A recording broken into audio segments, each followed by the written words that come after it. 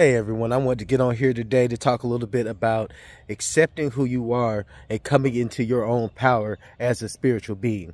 And I mean accepting who you truly are, every aspect of yourself. So a lot of people, when they start on their spiritual journey, they think about, what aspects of themselves, are the most loving, the most kind, and everything like that. But when you accept who you truly are, you can't just accept the good aspects. You have to accept the bad aspects. If you want to use good and bad, which, good and bad, necessarily isn't the words for it. Light and dark, the flip side of the coin, however you want to put it. You have to accept all aspects of yourself in order to accept who you truly are. Because if you're only looking at one part of yourself, you're not going to get to see the fuller picture. You're not going to get to see everything that really encompasses you as a spiritual being out here in this world.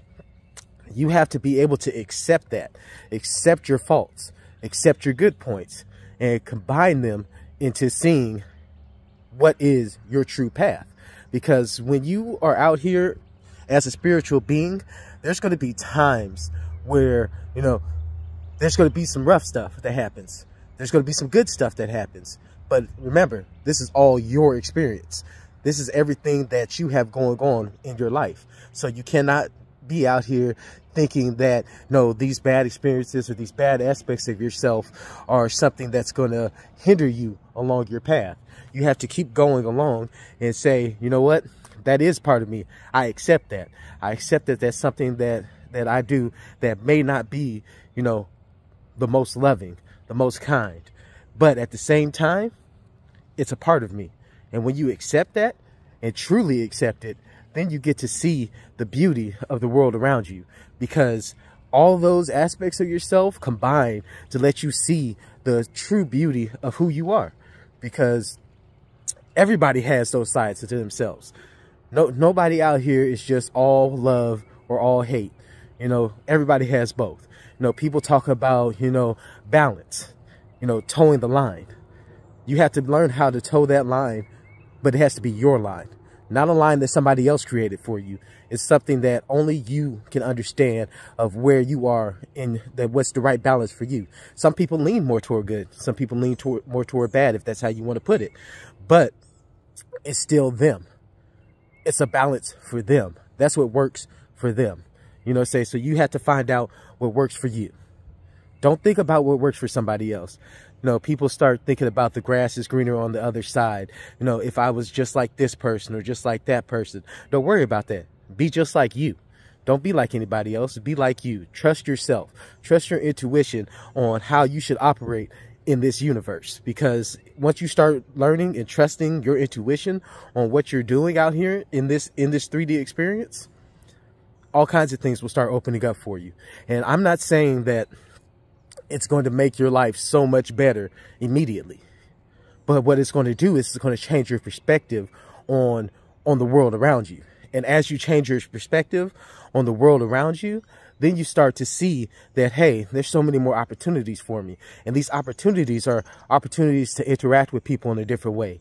Opportunities, whether it be career-wise, family-wise, just anything. Once you start seeing those opportunities, then you have to learn how to start, actually acting on those opportunities.